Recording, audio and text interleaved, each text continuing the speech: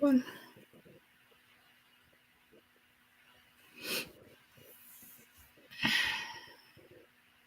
And I do not see us yet, but I'm sure we it said are you're in the shell. online. We are. Mhm. There we are. Be looking crazy. Well, hello, hello, hello. How are you, my friend? I'm well. How are you on this Thursday? I am doing I'm doing very good. I am Excellent. enjoying this weather we have, Oh, and life is good. Um, so you had to throw the weather plug in there, huh? Thank you for joining us. Oh, Well, absolutely. yeah, thank you for joining us. Oh, Farida absolutely. is off doing her thing, and we have a guest host tonight. Miss Tonya Jones has graced us with her presence, and we absolutely appreciate her being here. And I'm not used to running, doing this side of the The technical podcast, aspects of it.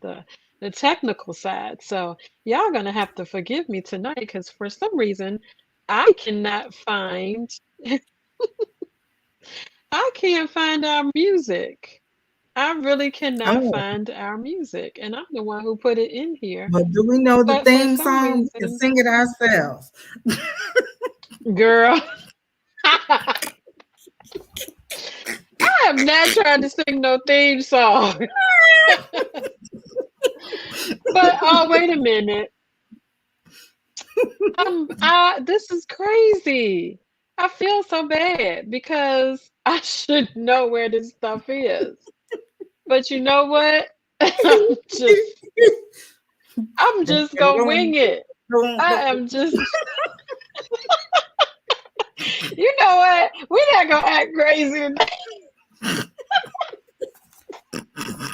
Look, I do know it's inspire her, but I am man, Sharita, she gonna get me. It's I all do right. not know It's all right. where our stuff is The viewers on can this go back to thing. a previous time and imagine that they're listening to the music right now. We're gonna use our imaginations in this moment.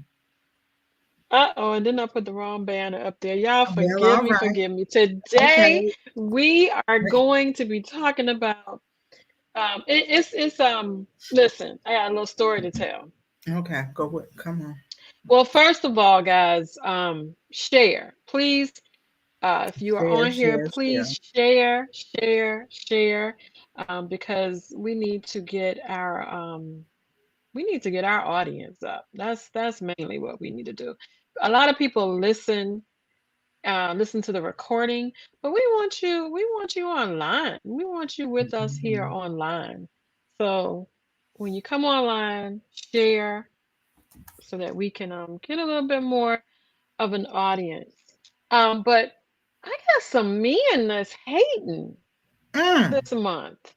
I mean, mm. hating. They're like, y'all get a whole month, y'all get a day, y'all get a whole month. It's Women's History Month, and it was International Women's Day.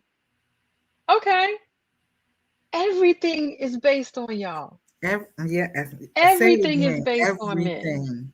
Everything. I mean, we get 1 month. We get 1 month. We get 1 month for being black and 1 month for being a woman. And someone has something to say about that. Somebody got something to say about that. Look, celebrate me to celebrate the history of women in general, black, white, Mhm. Asian, Puerto Rican, Whatever, all whatever you are. ethnicities. Celebrate Correct. women, Because if it celebrate. wasn't for a So woman, men, these men wouldn't be around here to tell the story. So, you know. exactly. Stop hating. I mean, Mhm. I couldn't even believe he said that to me. I was Ooh. like, give us our moment. Just give us our little moment and just let us have it. It's Agreed, okay. agreed. Agreed, agreed. It is okay. But today, um, we wanted to come on here, and like I said, Sharita is taking a much needed vacation. So we're gonna wish her a happy vacation and enjoy yourself. Be back next Thursday though. But today we're gonna talk about, we want to thank some women who helped us become the women that we are today. I know I got a lot of women, and I'm not, I have a couple of famous women that, kind of helped me get through some phases in my life, Mm-hmm. singers, and of course Oprah is on my list. Mm-hmm. She's on my list. But there's some people that helped me get through some phases in my life. But I'm talking about women that I can put my hands on, that Mm-hmm. I can Mm-hmm. hug on, that are in my community. These are the women that I want to talk about today. And hopefully some of them will be listening, or some of them will get to see this podcast in the recording. But I definitely want to make sure that they get their flowers now, Mm-hmm. Mm-hmm. you know, because It's a lot of times important. we forget to tell people thank you. We forget to. Agreed. We do. We do. And I think we take things It's and occurrences for it's just granted. it takes it only takes a little bit of time. Say that again, Tanya. You having Oh, I some was just saying for sometimes we sure. take things for granted. Individuals, people, Yes, situations for granted. And as we can see over the last couple of months, years, that people aren't hanging around as long as they have been. So, nope, it's important to acknowledge people when they have a presence in your life. exactly. People not living to be 80, 90 years old no more. Mm-hmm. That's kind of scary. But Mm-hmm. we're gonna start out since, and I'm gonna apologize again. I hate the fact that I cannot find my music, but we just gonna move on ahead without it, and that's just gonna be it. But I'm gonna start out, of course, the first person, of course, that I'm gonna thank is my mom. Is my mom. My mom had me, um, and she became a single mom. We started out as a family. She was married and got a divorce, and she became a single mom. And I look back now, being where I'm at now, and realize, back then I didn't know any better. I was living. I didn't know where I was living. I didn't know how I was living. I was just living. I had everything I needed. Did not complain.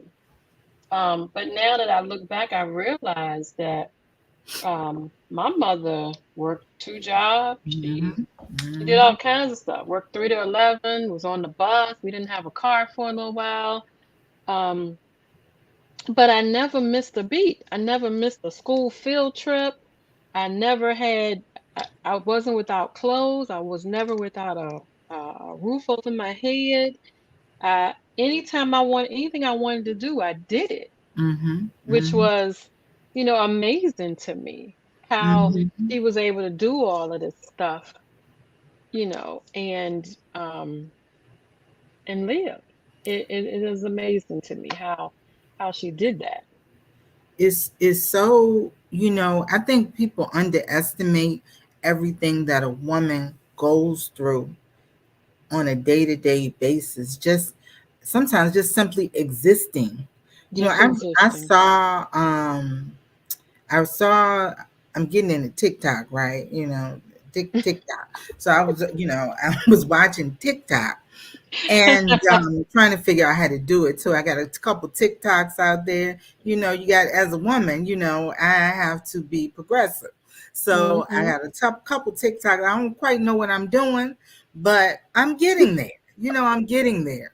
I'm a work in A progress. work in A progress. work in progress. So I saw a really interesting post that talked about women earlier And it was a man that was speaking about women and how women many times present with this masculine energy, Mhm.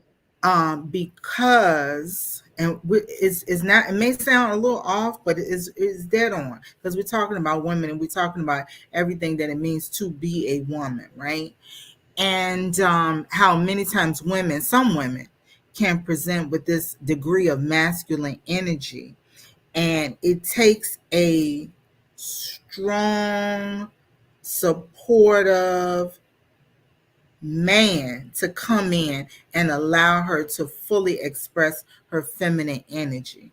And the story you just talked about put me in that mind of that, because your mom, and I know your mother, I know your mother very, very well. She got an affinity for me. Whatever. But anywho, moving forward. Yeah, just having to take all of that on, and Mhm. how it impacts us as women. Like, some of these things we shouldn't be doing. We shouldn't have to do all of these things. I And totally as a agree. result of doing all of these things, it makes us guarded. It can make us, feel like we have to, like, boss up in essence, because as a woman, you're challenged to take on all these different roles. And I Mhm. think, sometimes people don't. I'm gonna go back also to, you say your friend was talking about why we get a month. We get a month because we do 13 months of work.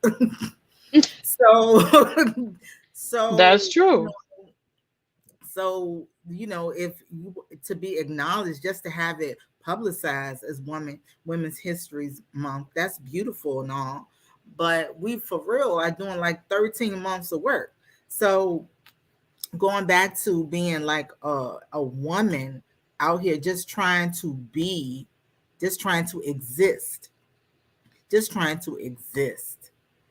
Mhm. And it's a lot of pressure trying to exist, It because is. naturally we want to be feminine. I want to sit around and be cute and do all these cute things, but when it comes down to fixing my fence or doing the things that I need to do around my house, because it is me, or taking care of my daughter, getting up, going to work when I don't feel like it, working 2 or 3 jobs, like you said your Mhm. mother had to do, because she had to take care of a household independently. That's what she had to do. And it may cause one to to take on a role that maybe wasn't necessarily designed for us to take on. So it's You're not like, right. we're trying to be something that we're not. We just trying to be, hey, We're just trying to survive. I wish I had that song Superwoman, to kind of a little cheerleader in the back, playing that little Superwoman song, just trying to make it. So give That's us I mean, and the damn that's the month. thing. That's the thing. Hmm. You trying to make it, and like I said with my mother, um, I used to, as a child, I'd be like, my mama sleep all the time. She sleep all the time. My God. I used to sit up in the house, and now I think back, she was working 2 jobs. Hmm. She was trying to make ends meet. She was making it to PTA meetings. She was, Hmm. all of my events. She was Hmm. there. So that's the first person that I want to thank for helping me become the woman I am today. Because if I didn't have her, and like you said, my mother, she's a strong woman, Hmm. strong. So that's where I learned how to just handle life's ups and downs, ins and outs, overs and beyonds. Is just from sitting back and watching her. And and a Hmm. lot of times I didn't get into a lot of trouble because she was strict. So I couldn't go out there and experience some things. You know, it was like, um, Y'all used to call me the church girl. Call me the, Yeah, but you I couldn't do nothing. appreciate. I couldn't even go outside and play. You couldn't do But nothing. I appreciate all of that now because I Mhm, didn't get mhm. into a lot of trouble. There were things that I could have done, but I didn't get. Of course, I tested. I was a teenager. I was a young Right. kid. I tested the waters, but I didn't get into a lot of trouble. And I want to say thank you to her for that. And that's Where's my the aunt. little where's the who applause button where you can press? Girl, we don't have the I sound thought you machine had on here one of yet. those. Okay. All right. You got No, one. no, we don't. We Okay. don't. We don't have one, but we can clap. All right. We gonna get a sound machine. Thanks for calling us out, but we're gonna get us a sound machine. Sharita wants one I too. thought We're gonna get Sharita us. We're gonna get us a sound machine. had. We were using our producer's sound Oh, machine, that and I knew it. I when knew it y'all was came one down somewhere. here, I knew I yeah, heard one. Okay. he had a sound machine. He had a sound Okay. I machine. know I'm not tripping. So my first one is my mother. Who do you want to thank? Okay, so I made a list because we're Me getting too. old, and I was thinking off the top of your Speak for head. yourself. Sometimes I am applauding this journey. I'm not even gonna go there. That's why I want to talk to you about doing something else, because this thing is a whole trip right here, talking about being a woman and being a woman at 50. I mean, Woo. listen, somebody's talking about a month. You need to fall back, buddy, because We need a couple of days, right? perimenopause is nothing to play around with. So listen. Oh, okay, so I made a list. So I went the opposite way. I went the opposite way. I put my first person is Miss Rachel. This was my next door neighbor. She's dead and gone, and Miss Rachel was 90. She had to be like 90 some odd years old when I was a young girl, lived right next door. And anytime anything would happen, I came home from school a little early or no one was there, I have to go over Miss Rachel's house.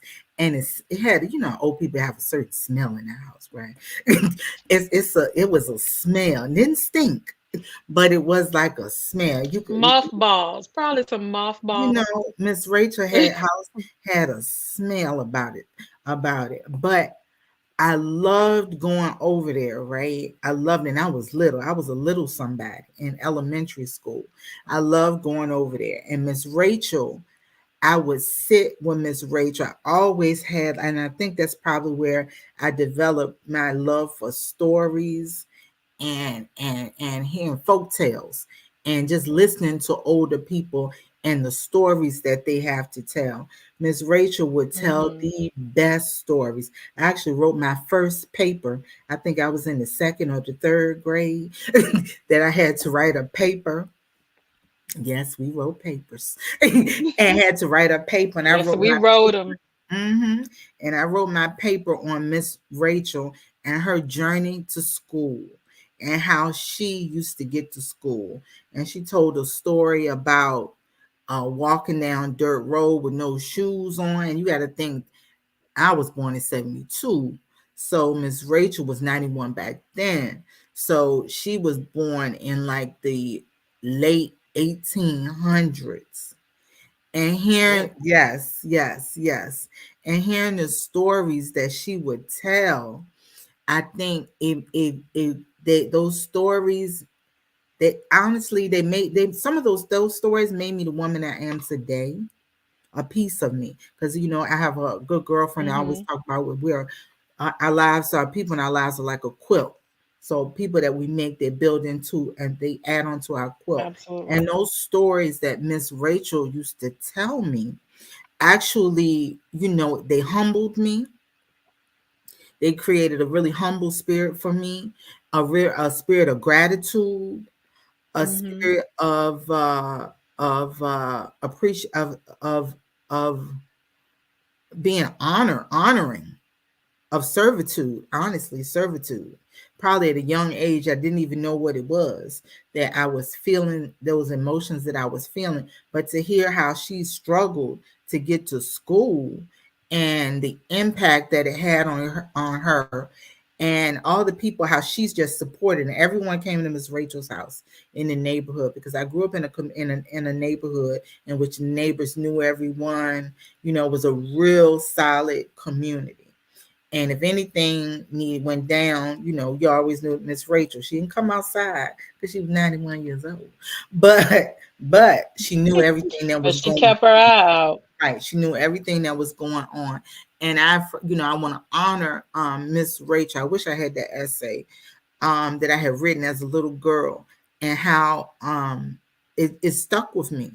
That experience Hmm. stuck with me, and I think it added onto the fabric of who I am as a woman early on in life.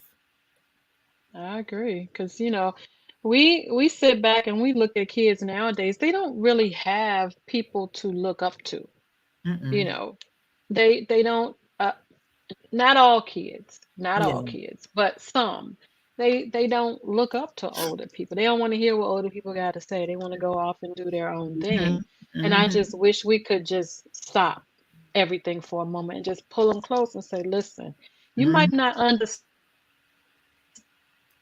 it now. I'm telling you, because I didn't understand it then. My mama told me, why can't I do this? Why can't I do that? Now I know why. Because out there, Exactly. wasn't nothing really Right. good out there. I didn't live in a great neighborhood. Um, Hmm. things happened that I probably shouldn't be a part of. And I look at some people who did grow up with me in my neighborhood, and some Hmm. of them not doing so well right now. Right. And Yeah. some of them have prospered. But moving on to my next people are my grandmothers. Y'all hear me talk about my grandmother in Richmond all the time. Mildred Vereen. I'm telling you, that woman should have been on a back of a cereal box. She should have. I mean, she I commend her. Um, like I said, now she owned her own house back then. She never owned a car. Never owned a car. She always called the bus. We were on the bus line. She worked for this Jewish couple up Broad Street, and she raised four kids. She raised four kids, and pretty much she did it by herself. And she was the life of the party. My grandmother, my grandmother could party, go to church, go to work, cooked every day, every day. Um, and she knew how to have fun. She knew how to enjoy life. I don't know how she did it all. I'm clueless.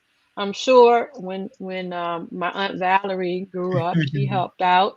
But I just, I would love to have the opportunity to sit down with her. My grandmother died at 56. Auntie, correct me if I'm wrong. I think it was between 56. I think it was 56. I can't remember.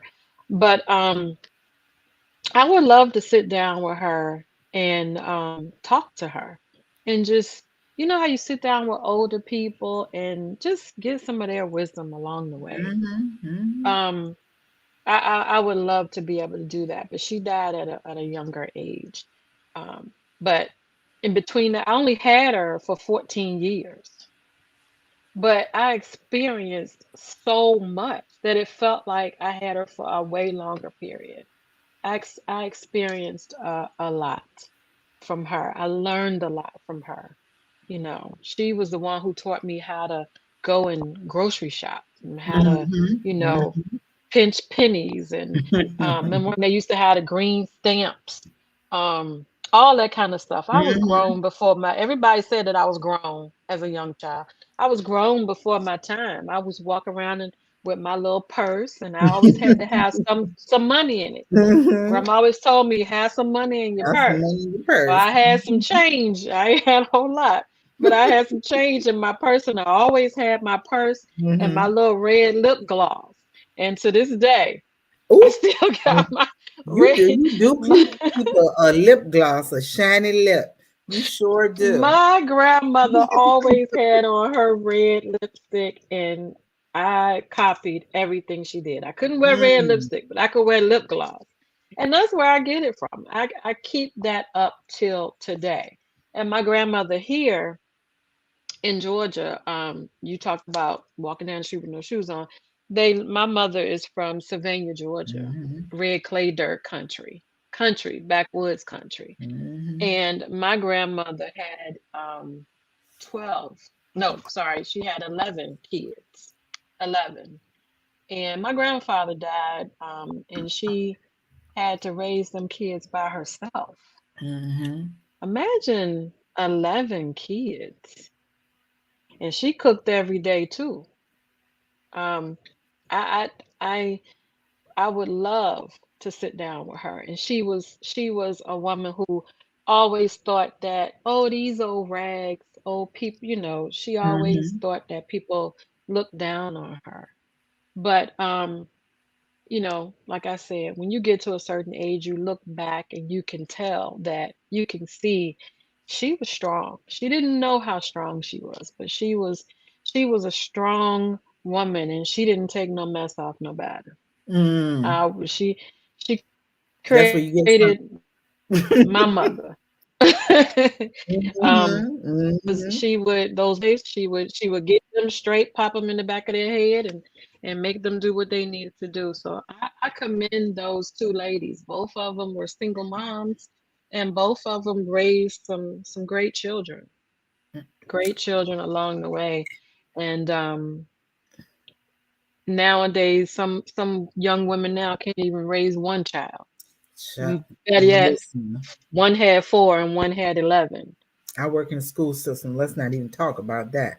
So, yeah, that okay. So yeah, yeah, I 100% agree with you, and I know you talk a lot about your grandmother and how rooted you were in the things that she taught you. I used to always Hmm. think I was like, she ain't from no Sylvania. She got that wrong. It's Savannah. Ain't no Sylvania. Ain't no Sylvania. And I know from Highland Park, but I don't know nothing about them folks now.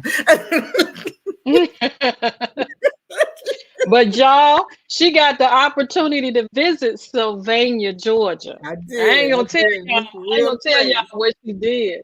I'm not I gonna tell y'all what listen. she did. I'm I not gonna I say it I on. picked cotton. I Mm. picked cotton for all the women that picked cotton before me. Talk about Women's History Month. All the women that picked cotton, I went out there, and this time I picked it because it was a choice, not because I had to.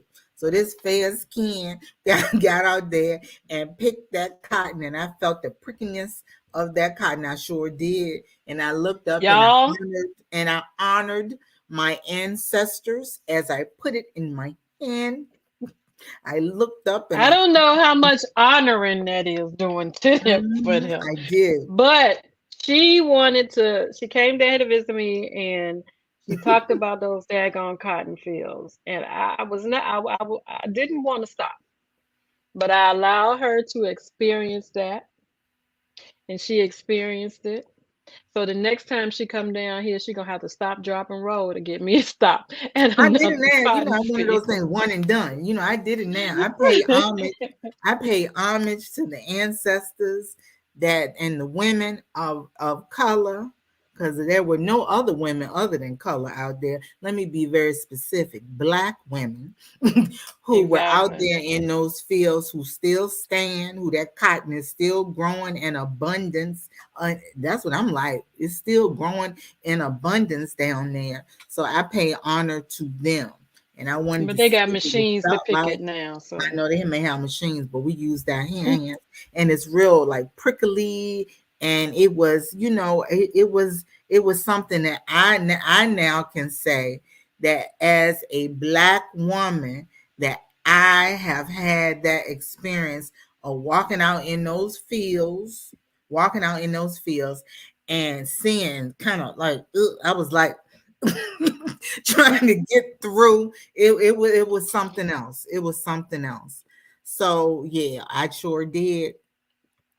Yeah. Let me move to. I'm a lump now because I got like a little list, and for the sake of time, I'm a lump. I'm a lump some folks together. So I have like Mhm. Miss Mallory.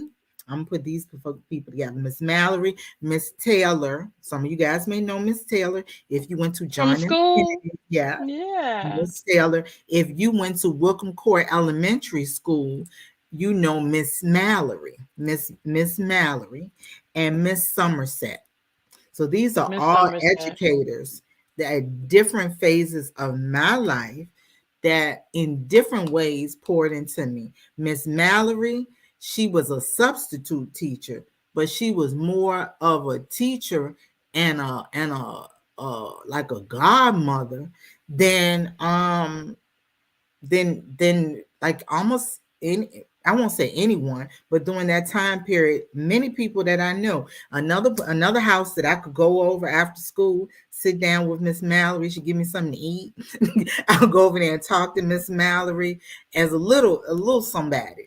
Go in there, walk around. I wasn't Mhm. supposed to be around there, but walk around to Miss Mallory's house and sit down and have conversations with Miss Mallory. Miss Taylor, math teacher at JFK. I didn't know the impact of Miss Taylor honestly until I graduated and how closely she was following me. I didn't know that she was, sideways talking to my mother and spilling the tea on me to my mother. I knew it was someone in the school that would come back and be telling my mother things that was going on. I didn't know one of those individuals was Miss Taylor until I saw her at the mall one day as a grown person with my own daughter and my mother, and how chummy they were, and the shoe department at Macy's. I said, wait a minute. So, so it was Miss Taylor who was Mhm. going back talking of sharing the deets on what I was doing. And I took Miss Taylor for Algebra 1. And I used to think Miss Taylor was really stern, She didn't smile a lot, and she wasn't really She jovial. didn't. She wasn't very jovial, but apparently she was looking out for me, and I struggle with math. I can't stand math. And but she was looking out for me, and I didn't even know it. Miss Somerset was an English teacher. Everyone talked about Miss Somerset. Not many people enjoyed taking Miss Somerset's class, and I was in Miss Somerset's honors class. And Miss Somerset, another one, did not smile. She was a tall, stocky woman that walked around, and you would think that the door shook, not because she was big and gargantuan or anything like that, but her presence was so powerful. Yeah. And if you had her class, if you saw her class on your schedule, you just became a little unnerved because you just knew that it was going to be something intense. There was no joking or talking or clowning or any of those things in Miss Somerset's class. You sat down, you opened your book, and you read and you did the work. And Miss Somerset, those three individuals in my early secondary, well, actually elementary and secondary experiences, those women shaped education for me, and honestly, my love for education and my love for learning. I always loved like learning. I always loved like information. I would cry if I couldn't go to school. I mean, I had my outfits all picked out. I loved school. I just loved school. Um, and I love all the aspects of school. I love the friends, but I love the learning. I just loved learning, and I think that those three women helped ground me in that work. My love for school. I used to cry if I could not go to school. Mhm. Now kids cry because they have to go. um, Yeah. so these three women were very paramount and very impactful on my educational experience, and I want to give flowers to them. Actually, two have passed on. I'm not certain about Miss Somerset. I don't know if Miss Somerset is still with us or not, but I know Miss Mallory and Miss Taylor, they have transitioned on. And if I could give them flowers, I would, but I can't. I can just only talk about them and let the masses know how impactful they were, how I view and see education and learning. Right. I could add Miss Baum onto that list. Mm-hmm, She mm-hmm. was she was she was my teacher, and um she was Miss Prissy. That's what I used to call that's what I used to think. Mm-hmm, And she always told, she always taught me to sit up straight and do this and do that, and she always looked out for me as well. mm-hmm, This next group of women, they're the, I call them the backup crew to my life. And they're my aunts. I got mm-hmm. a Yes. slew of aunts. I have a slew of aunts, and I love them all, and they have all impacted me in a special way. I just want to talk about a couple of them. So, my aunt Valerie, my my biggest fan, who Mm-hmm. supports me in everything that I do. Everybody knows my aunt Valerie. Um, she has, when I, and that's why I'm like, education, of course I had some great teachers, but she was my first teacher.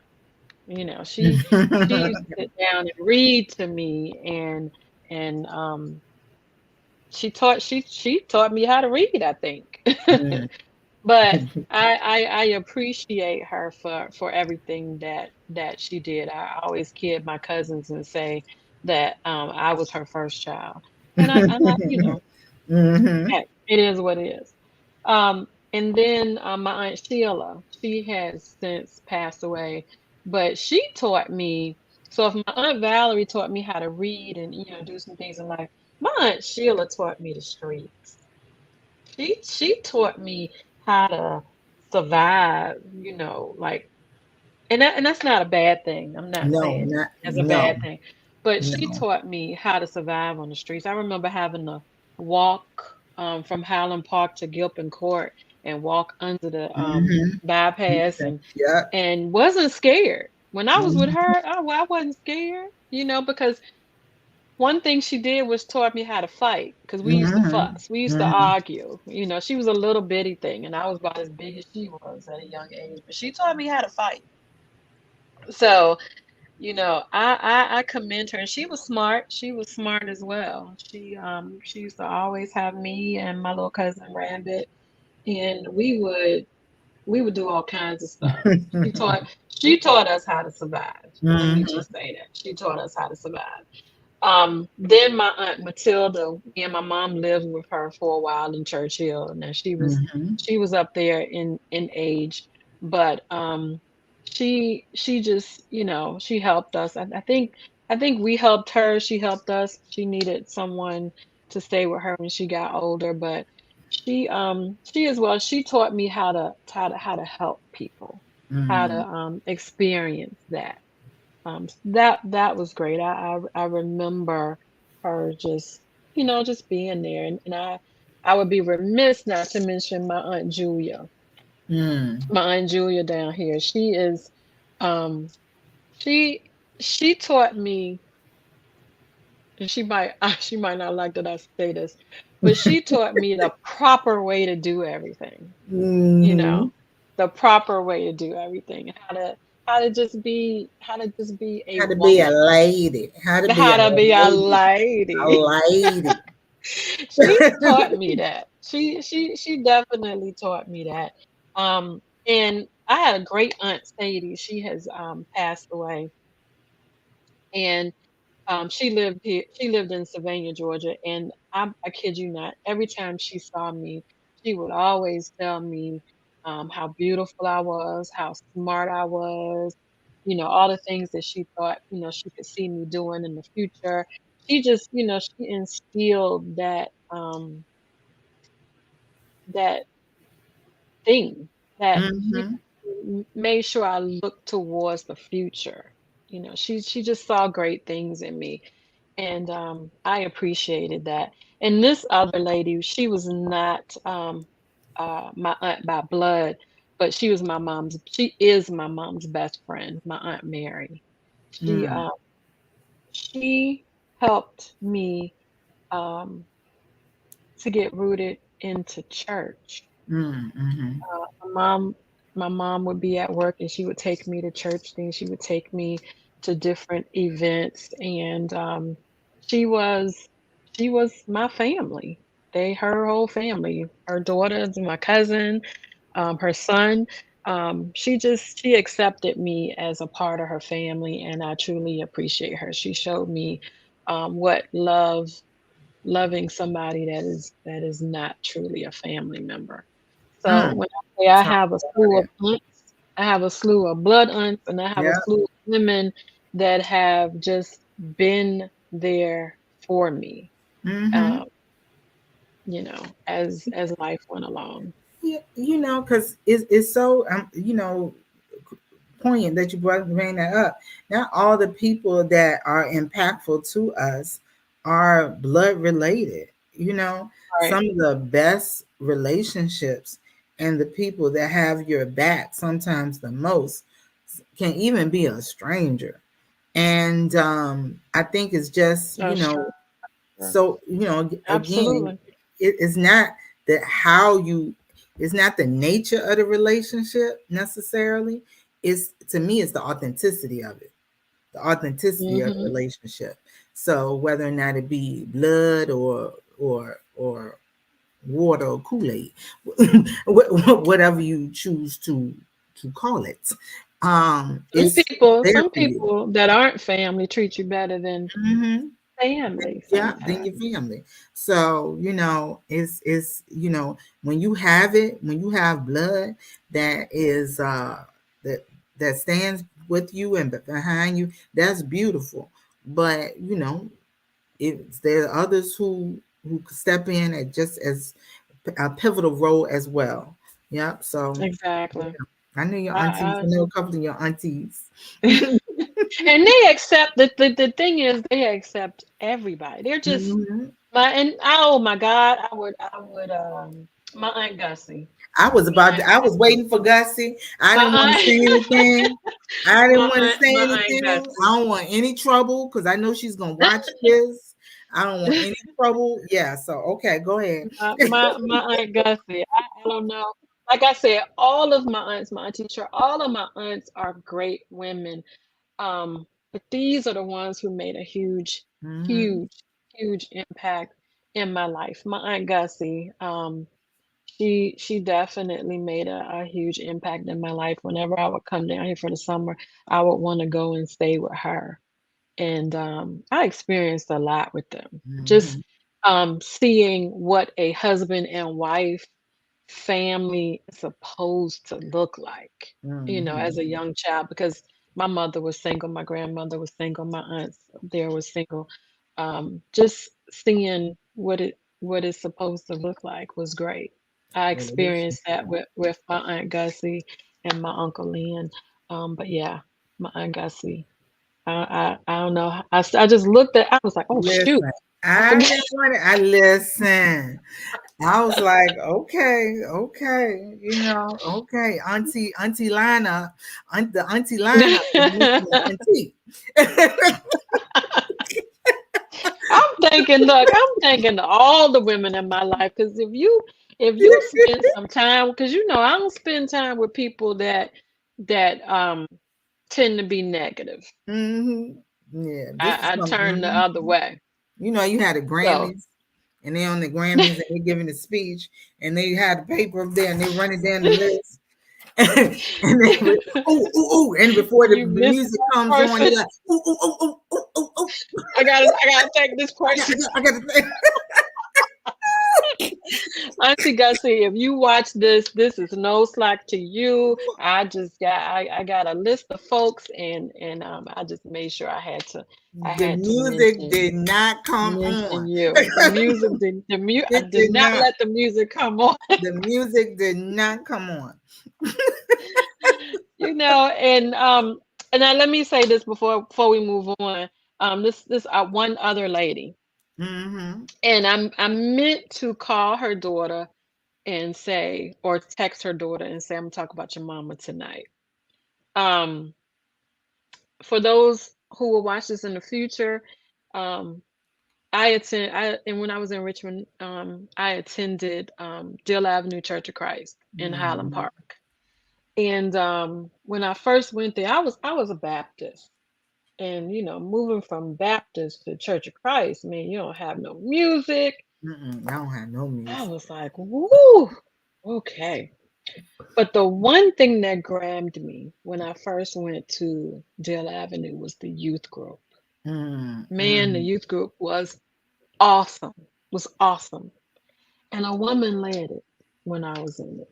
A woman led it. And her name was Dolores Pleasant, but then she became a Johnson. She was amazing. She treated us all like we were her children. She looked out for us. She made sure that we were good. We went to youth rallies. We went all over the place. I learned so much. I can say that's what kept me in the Church of Christ because I was looking, my face was balled up. I was like, I don't, no music. I came from Grayling Yeah. Baptist Church. They used to, the church be Mm-hmm. rocking on the corner on the weekend. Yeah. Um, Uh-huh. to Church of Christ where the piano, Silent. where the tambourines, nothing, Mm-hmm. nothing. Mm-hmm. Um, but there was a lot of things that kept me, but in the very beginning, Dolores Pleasance kept me. She she was a true Christian. She loved everybody. I don't ever remember her being mean. Mm. She was the sweetest woman. She didn't have no kids at that time, Mm. and we were all her kids. She treated us all like we were her kids. She was a genuinely beautiful woman. She had a huge heart. She would give you anything. And then when she had children, we were so happy for her. We were like, oh my God, she's having children, and we knew that those kids would be absolutely loved. And then she passed away, Oh. and I can remember thinking, I know for the time that they did have her that she showed them a ton of love because she Oh. showed kids that weren't even hers a ton of love. So Oh. Dolores Pleasant, she was like All another right, Miss auntie to me. Dolores. All right, Miss Dolores. That goes back. They don't have to be related to you to have be impactful. We're gonna shout out Nope. Miss Dolores here tonight. Bless her soul. Um, yes, Miss Dolores. All right, let me get on to my ladies. So I wish I had some awards to send I to know, these right? women You for gotta get real. these music I would need to send a note or together. something. Some little awards. We Some need some some claps, props. some hand Some claps. Oh my props. God. I don't know. Yeah.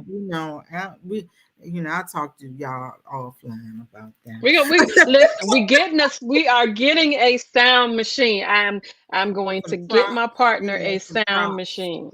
It's, Yes, yes. it's work in But progress. We are but women in progress. I might send these women something. Um that's a good idea. I might send these women something. The Well, I'm ones not that gonna lie. are still I'm here not. with me. Hmm. I'm just gonna shout them out right here, and they're here because I'm not gonna say anything I know I'm not gonna do. So No, I, I might do it for real. I I might do this for real. kudos to you, girl, and that is beautiful. But I'm gonna pay my homage right here. I appreciate this platform to be able to honor these ladies. because I can't get myself together most days to think about going to CVS and getting a card. But You sometimes stupid. You stupid. it ain't gonna happen. I'm not gonna set them up or set myself up. Ah, she said mine said I'm not just saying just send yourself. She want me to come back to Richmond. Just send yourself. exactly. Okay. I'm gonna send myself. Thank you. Yes, there you go. There you go, Val. There you go. So I am going to move on to another phase of my life. I have Dr. Margot Garcia. I have Joyce Brooks. And this name right here probably shake somebody up a little bit because you know what? I'm not even gonna say that. I'm just gonna use a pseudo because it may be some other stuff going on with this particular person. I think there's some legal stuff going on right now. So I'm not even gonna bring that up. But she is on Uh-oh. my list. She on my list, and not a fan favorite. Not a fan favorite, but I did put her on my list.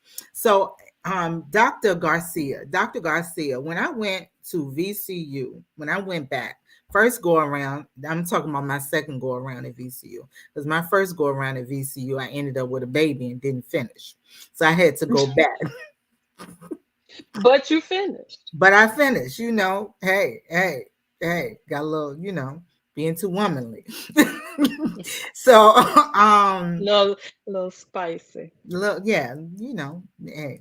So, Margot Garcia, Dr. Margot Garcia. Dr. Garcia was in the public policy department, which is now the public policy school, Governor Wilder's public policy school at VCU. And they changed the name, gave it to rename the school to the Douglas Wilder School of Public Policy. Dr. Garcia back then was my environmental studies professor. She taught me in a couple of classes too, because she went across curriculum. And Dr. Garcia saw me struggling, right? I was coming back. I was a young mother. I was young. I was so nervous coming back to school because at that point I had lived a little bit. I was working. I got my in financial a hot mess financially, left with debt. You know, when these what these kids need to know. If you go to school and you don't finish, that debt You follows still you. gotta pay it.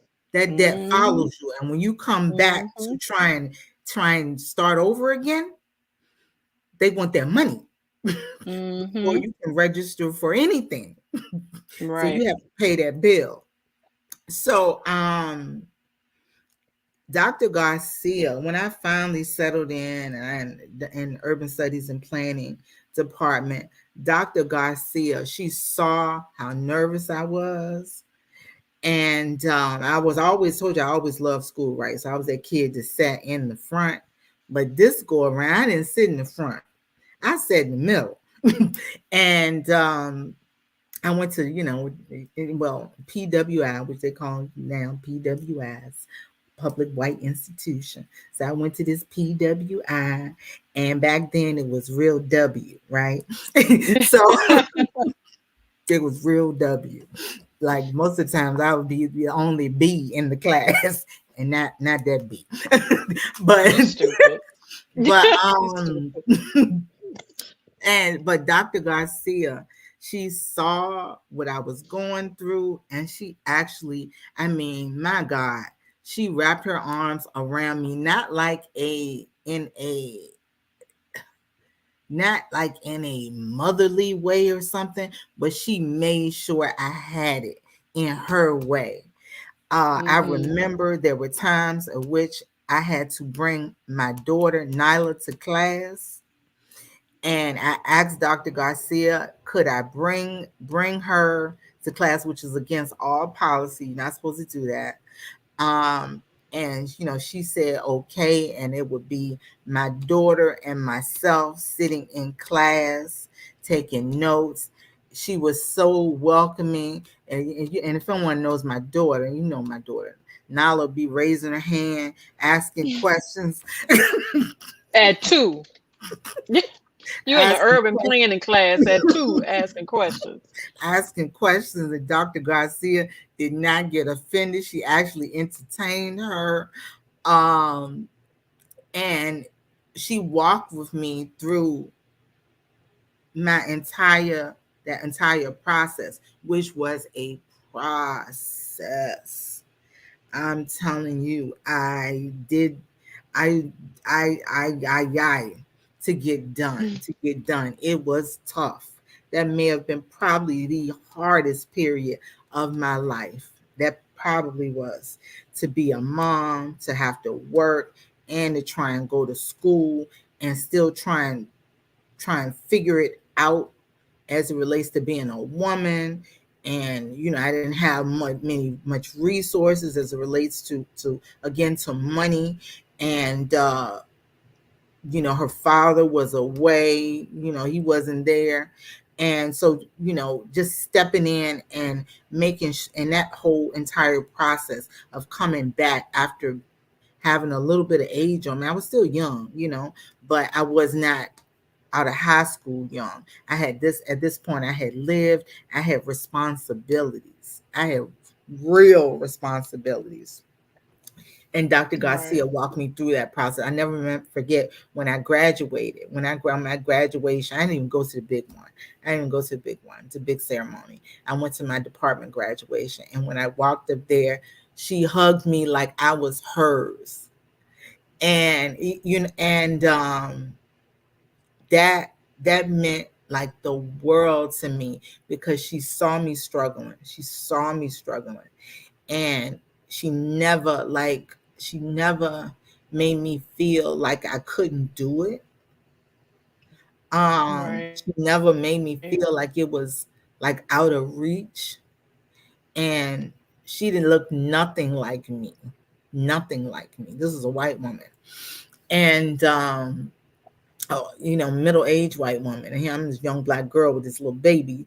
And color didn't matter. Race didn't matter. She just wanted to see me be successful. And Right. I I honor. I really that warms my heart. That warmed my heart when she hugged me like that at graduation. And I knew she helped me, but I didn't know how much, again, that she had noticed me. And the way when they called my name, and she handed me my degree. And it was powerful. It was powerful. It was powerful. It was. Coming out, Joyce Brooks. Fast forward, Joyce Brooks. A lot of my stuff is centered around education. Who would have thought that I would have ended up being a teacher? Not but me, but but you're doing a good job. when I look back on half of these people, they're all centered around education. Teaching. Yeah, Hmm. teaching and So learning. Oh you goodness. came full circle. I came full circle. Full Yeah. circle. Yep. Imagine that. Look at that. And so Joyce Brooks, uh, that was here. I was in a career. I was working in corporate, and I was up here, and I was just I was trying to make my way when I moved up here. DC is no joke. DC is no joke. So trying to make my way, and I ended up uh working at the school, because I had gotten laid off. And I ended my girlfriend was like, well, I got something, Tanya, that you could do while you're looking for a job. While you're looking for a job, you can do this. And Joyce Brooks, she was the department head of the special education department. And I work closely with her. And one day she asked me, she said, Tanya, let me see your resume. I was like, well, Miss Brooks, why you want to see my resume? So when she looked at it, she said, you're not staying here. Well, she was like, wow, you're not staying here. You're not going to do this. I said, why you say that, Miss Brooks? She's like, look at your resume. You probably just give me a couple more weeks. Please, just hang in there a couple more weeks. You're not going to stay here. And Ms. Brooks showed me everything. She taught me everything. This was even before I had gone back to school to go through that whole process. Ms. Brooks walked me through education, walked me through public education. She walked me through special education. She walked me through the systems. She taught me how to deal with deal with kids in a that trouble youth. She showed I watched her be compassionate to students, and I watched her get beat down in a system, how a system beat her down, and how she handled it, and the poise in which she dealt with it. um and Miss Brooks is why I'm teaching today. Miss Joyce Brooks. Mm. Joyce Brooks is why I'm teaching today. Joyce Brooks is still alive, so maybe I reach out to Miss Brooks and let's have a look at this. Miss Brooks is still alive. We actually became like she became like a confidant, so we, it extended beyond just work. But Miss Brooks is the person that put me on the path to education, formally, education, and I this is probably the most financially secure I've ever been, the most grounded I have been in work, the most fulfilled I have been, and the most passionate uh, that I have been as it relates to the work that I do, and I owe that Artemis Brooks. I wouldn't have done this. She recommended me for the new teachers program. She recommended me. She told me, set me up that they didn't accept many blacks, and that if I didn't get through the program, that there was other ways, because she saw something in me, that she thought that this was what I should be doing, and very candid about the system and how it was not. You may think it's for educating Black women, but it was not. So and shepherd Mm. me through that process, and I got through it like that. I saw people being falling out, not being accepted, PhDs just not getting through, and I got through. I got through, and first shot, first go at it. I got through. I made it through all the hurdles, and it's not easy. It's not an easy process to do this work. Hats off to the women who teach, who do this every day, and they don't get the financial reward or the accolades for the work and the time and the effort that it takes to do this, man, and the money to be a teacher. It's a lot that goes into being Exactly. a teacher. It's a lot that many people may not know about, but it's a lot to that process is not it's not an easy process. So Ms. Brooks set me on the path formally to be to start this professional journey that I am taking right now. And kudos to Miss Brooks. This other person that I have here, I'm gonna just call her. I'm gonna just say it, Dr. Kim. Dr. Kim. She was like a dragon in the A building. dragon. She was. I'm just gonna call her Not like a that. She dragon. was. She was feared, right? She was feared. She was feared. No nonsense. Oh my goodness, no nonsense. But for some reason, she took to me, and I I don't know what it was. I don't know what it was, but Dr. Kim took to me, and yeah, and I think there were others that I saw that were kind of like pushed out or pushed away. That was never me. Under when working with her, I saw her style, not a style that I necessarily wanted to mimic, not a style to mimic, but I saw her. She had a huge presence, and a powerhouse in education. So I'm gonna acknowledge her as well. Some people be like, "What?" They're gonna hear this and like, "Yeah, what?" But but yeah, for me, I can only speak Sometimes about everybody me, ain't for everybody. right? There may For be me, something you see in that person hmm that the other person can't see because she doesn't allow them to see that. yeah, So that may for have been me, something just for you. yeah, for me, I would say, yeah, I acknowledge just watching her. just watching her be be a boss, be a boss, watching her be a boss. Mhm. And it wasn't, not for the faint of heart, not for the faint of heart, and everyone I couldn't bet take it it. wasn't. Everyone couldn't I take bet it, it and wasn't. everyone, I mean, not everyone deserved it, meaning the way she gave it, but I didn't get it. I'm just yeah, I didn't get it. That's all I can talk about my experience. And yeah, women. Okay. Yeah, my experience. So those three ladies in the latter part of my life, I want to tip my hat to, and give the honor them in this, on this day, in this month, about how they have poured into me. Well, I'm gonna lump these for the sake of time. I'm gonna Yeah. lump these ladies together. This next group of ladies that I have. These ladies have been with me throughout my life. Some have been with me at certain points in my life. Um, I will say that friends, I have this theme now, and I know why. Friends, some of them are for a reason, a season, or a lifetime.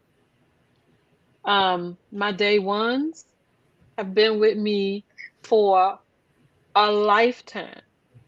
Um, and y'all know who my day ones are.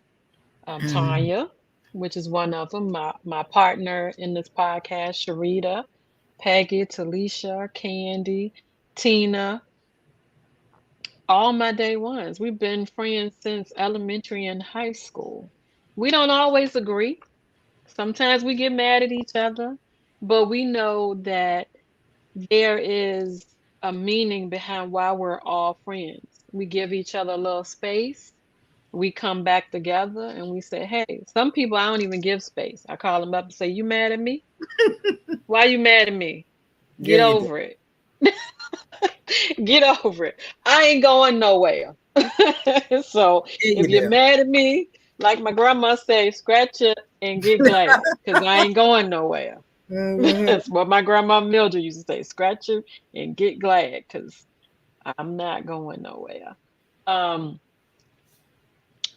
Nicola, that was my college roommate, and Mm-hmm. we are still friends. We don't see each other, but college, man, like you talked about college. I went to Norfolk State University. Behold the green and gold. I am forever a Spartan. But we had some experiences together. I went Mm-hmm. through some roommates, and when we became roommates, we stuck.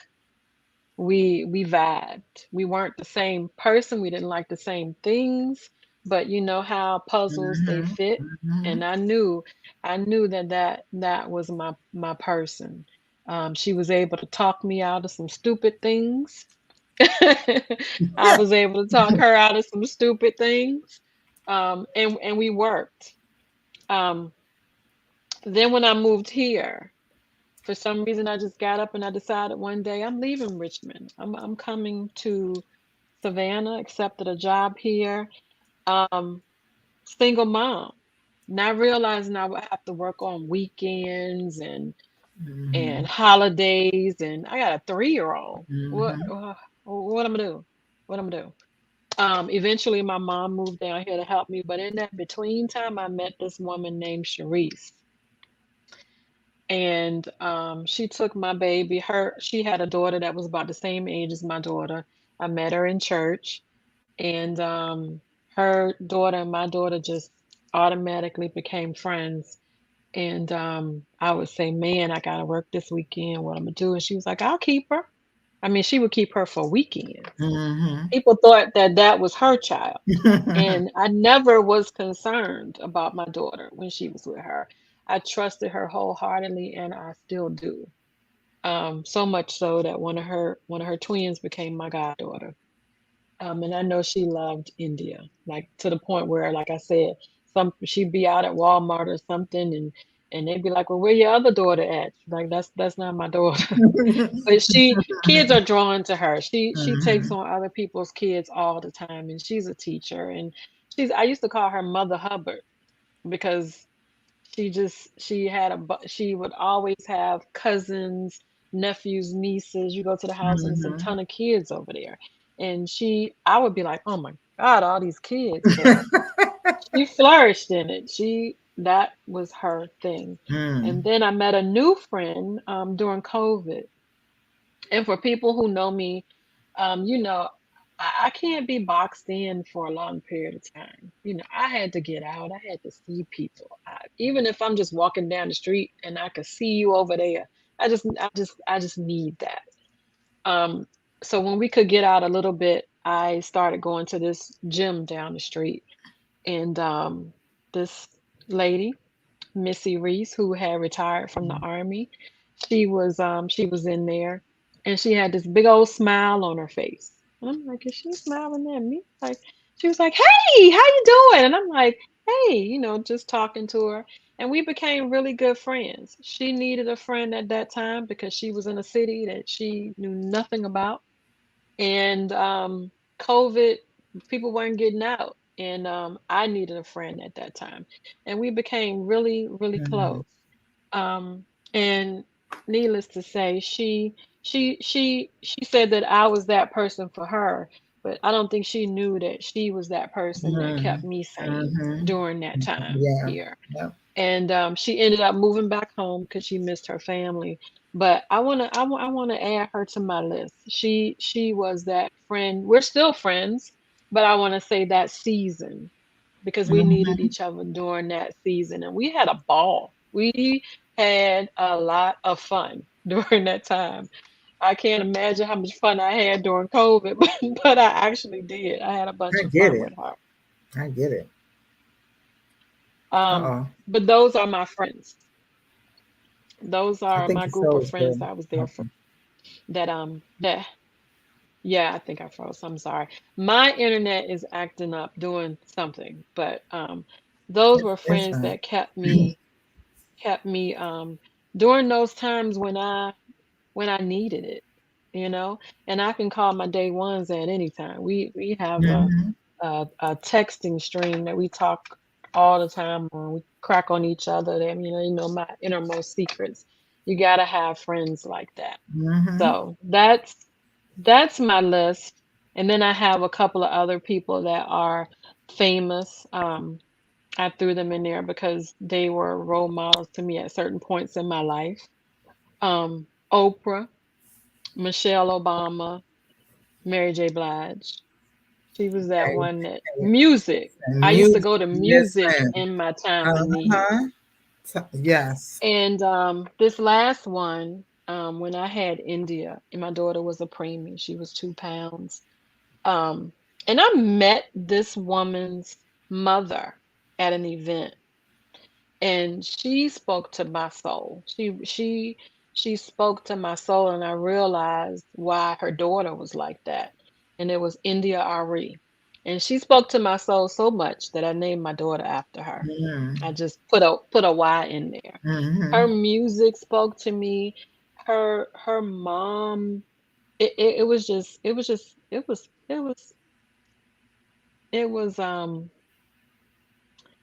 it did something to me at that time because I Mhm. was Mhm. I, I was sad. My daughter was in the hospital. She was fighting for her life, and I needed that thing. And India, for those of you who know India Ari, you hear her music, it just puts you in a state of mind. And when her mom came and spoke at an event, um, she did the same thing. It was just like, wow.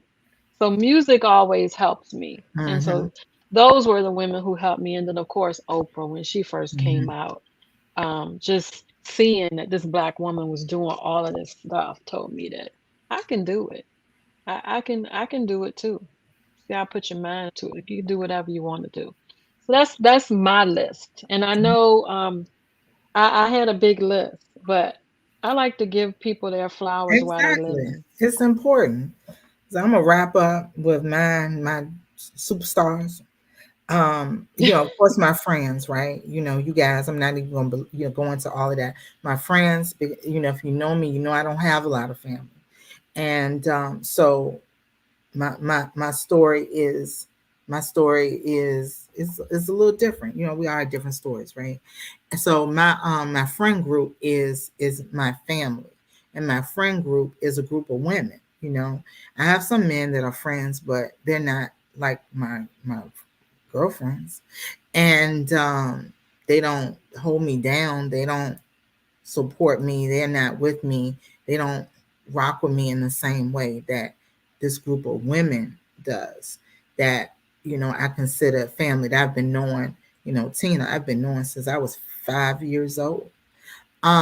So I think, just like any other family, we have some that we're closer to than others.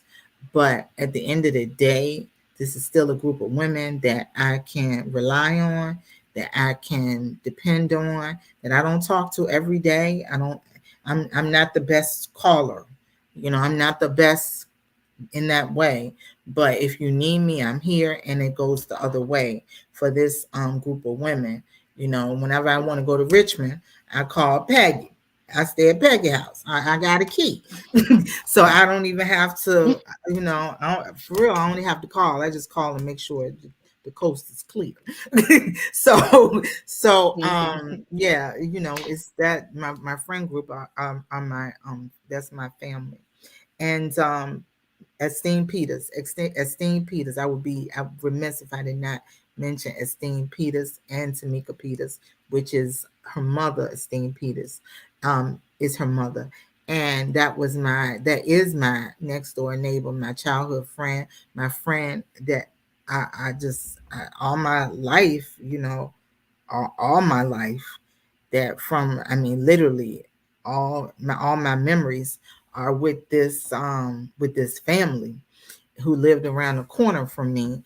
And some of the most poignant advice, that things that I could not talk to my mother about, I could go to Miss Peters about, and she would talk to me like I like I was hers. I know all the family. All the family knows me. I'm part of it. I'm like, people thought I was part of the family because I be over there so much.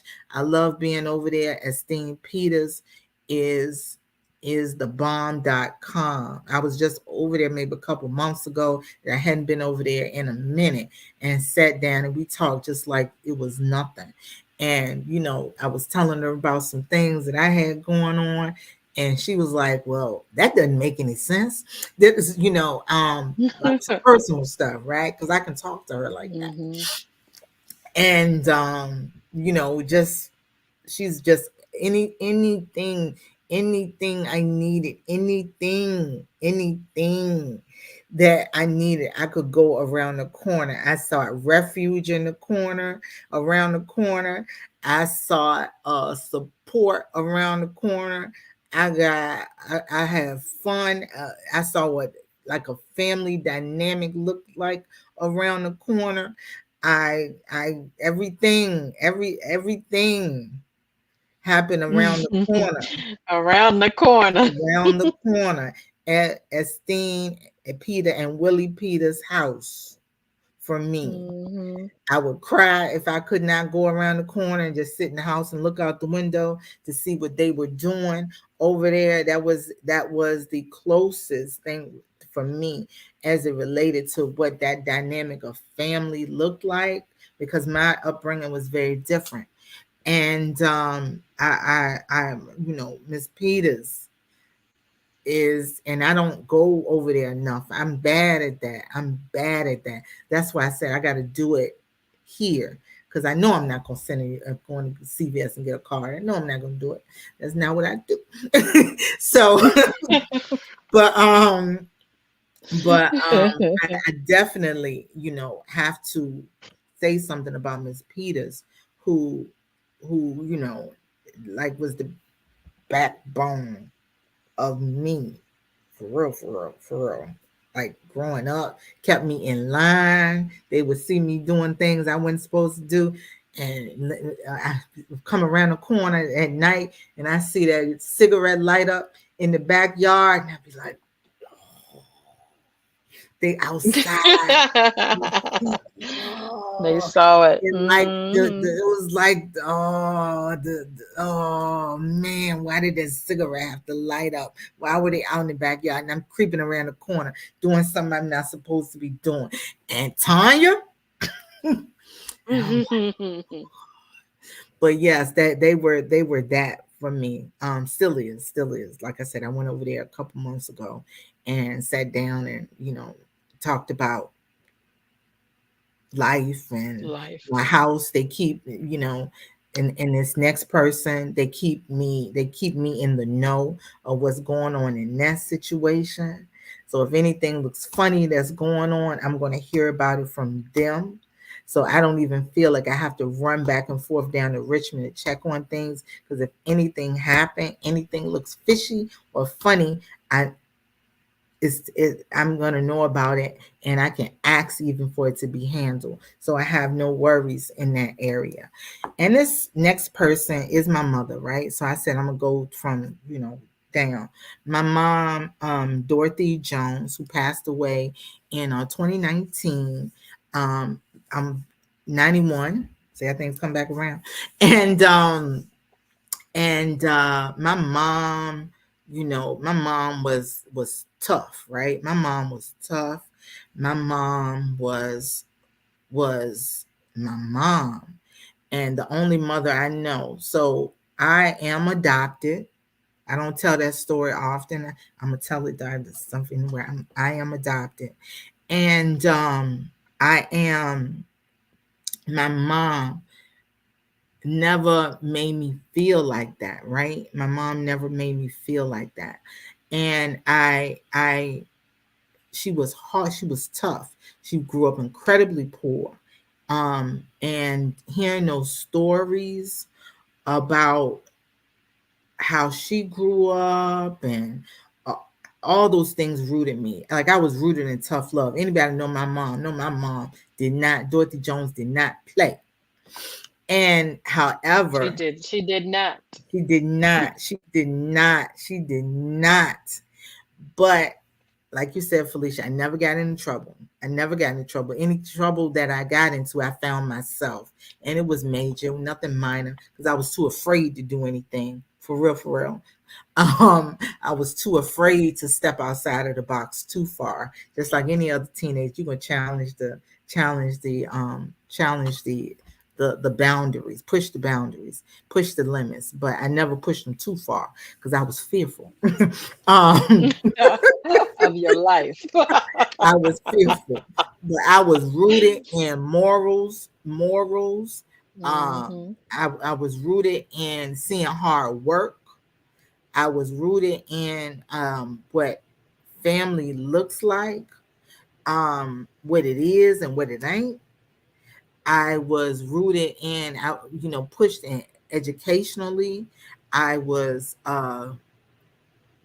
again, a spirit, my spiritual, my humility, everything I got. Financially, I wore the best. This little, she may have been tough, but she made sure, she grew up old school. So she didn't have much. So she made sure when she got something that it looked like she got something, right? And her children looked like they had something. So I never wanted for anything growing up. Never anything materialistic. I had a car before I could drive. So I don't need you looking like that. People had to drive her around in her car. I couldn't drive. Where does this happen? But I had a car. So my mom, and I didn't understand. I didn't really get the hardness of her until I became older. And Hmm. as women, right? As women, you can only give what you've been given. You can only give what you've been given, and how you know how to give it. So she grew up hard. My grandma was tough, get to switch off the tree, that type of upbringing. And I didn't appreciate her toughness and how she and the messaging that was presented to me and the way it was presented until I got older. And Right. again, um that's how I have a daughter, right? And my daughter, I raised her with some of those same principles, with some of those same grounding, with some of that same grit that I had to have growing up in that household and growing up with Dorothy Jones. I had to have grit because she had grit. She was short, but she was tough. She cut you she cut you and sing you to, and then pray for you. Oh, um, yeah, yeah. So it was that type of, and I think that's where I get. Well, I don't think, I know. There's nowhere else for me to get it from. That's where I get the sass of who I am. That's where I get the tenacity of who I am. That's where I get the boldness of who I am. That's where I get the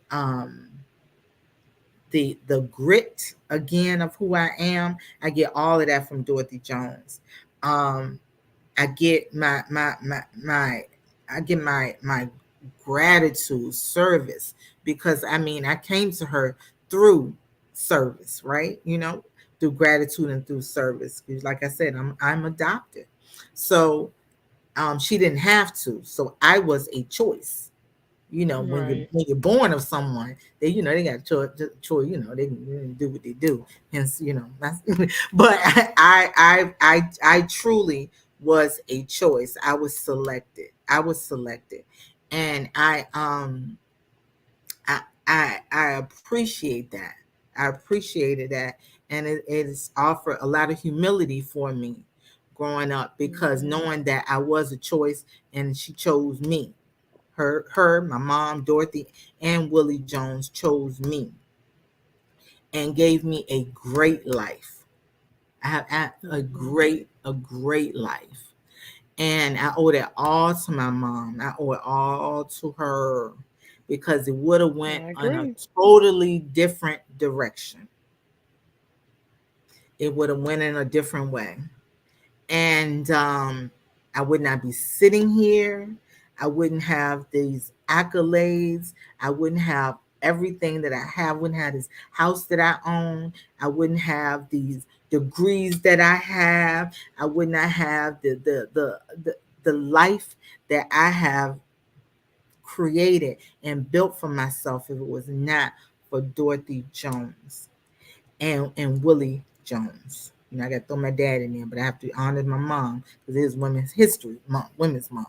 So, and she pressed the button on that.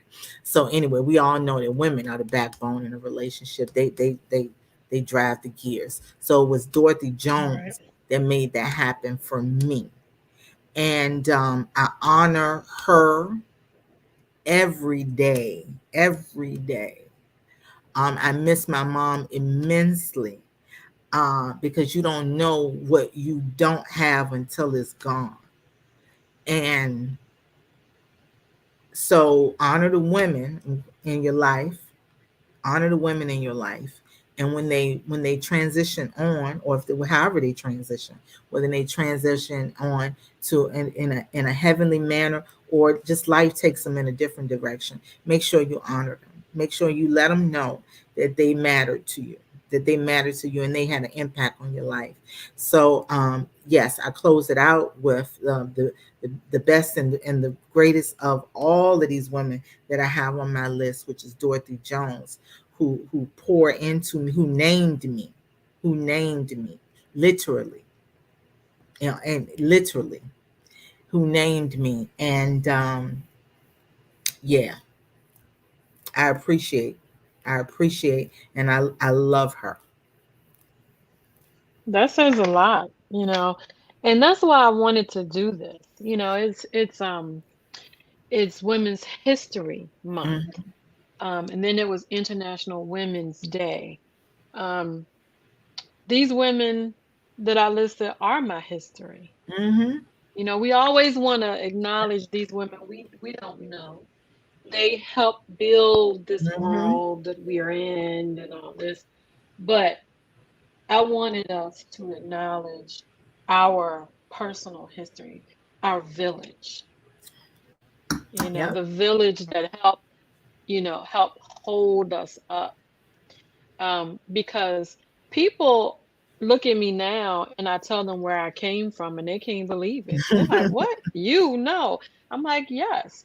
I was raised, my mother, we lived in Section 8. Mm-hmm. And I never knew how poor I was. I didn't know because I didn't live like it. My mother didn't treat me like it. We didn't If you came inside my house, it's a whole different environment than Mm-hmm. what I lived in. Mm-hmm. And then I was able to go to my grandmother's house. She had a beautiful house on 4th Avenue and, friends and family. And my mother cultivated that lifestyle for me. She made sure that those people were in my life and I was in the right places in my life. She's still doing it. My mother lives with me now. She's still doing it. Telling people about me and getting me involved and stuff. But we often, like you said, we have to let people know who influence us. We have to let them know that you influenced my life. Mm-hmm. I tell the women and the men, because I have some men that influence my life, but I tell the women and the men who influence my life. And I wanted to do this show today to let those women know. And it's more than just this list, but these are the women who made the biggest impact on my life, who were that village. And besides the ones who have passed on, I can still call these women right now and they would be there for me at the drop Mm-hmm. of a dime. So I want to thank everybody that I mentioned on my list for sharing your life with me, your time, the experiences that I have had with you. Um, I can't even a card is not even enough to send, but Mm-hmm. I'm going to do something, um, and I mean that because I want to thank you for helping me become the woman that I am today. I can say that I love with everything I have. Um, and in some instances, I can be fearless. And in some instances, I can be a little shy, a little withdrawn. But all of that is a part of me. And I know that it's okay Mm-hmm. because in all these parts of me. And I've been able to raise a daughter who is doing great things. And I commend all of the women that backs that I have stood on that helped me get to where I am and create this person that I am today. I thank you. And I don't have a sound machine, but I am going to applaud you. We appreciate Yeah, you appreciate to the and highest. I we love love being a you. woman. And I love being a I woman. absolutely wouldn't want to be nothing I else. wouldn't want to be anything else. Not a And to that bird, not man who said, "Why do we get a month?" It's because y'all get a whole year. Everything is about men. But we know who the backbone of families right. and businesses and all that is. So listen, if we want to pat ourselves on the back for a little while, that's what we're gonna do. And that's it. And Because it's one it's deserving. It's deserving. It's is deserving. deserved. So that's a And hater. we're He's a here. hater. He's a hater. The Point him out. title of this podcast is Inspire Her. Mm-hmm. And I want to inspire everybody who have listened, will listen, listening now.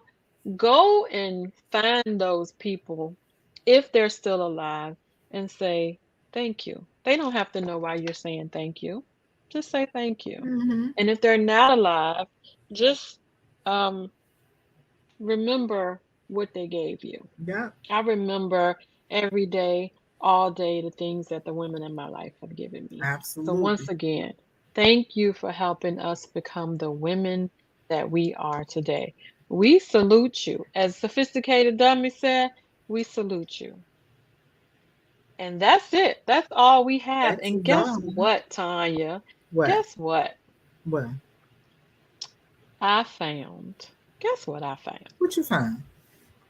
You got the song. I found our You got the music. music. You got the music. The So, closeout good music. night, guys. Have a wonderful night.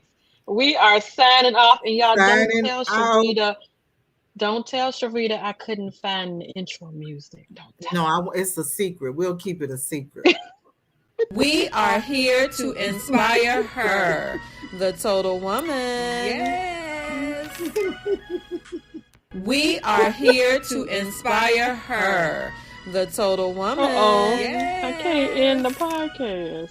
Okay.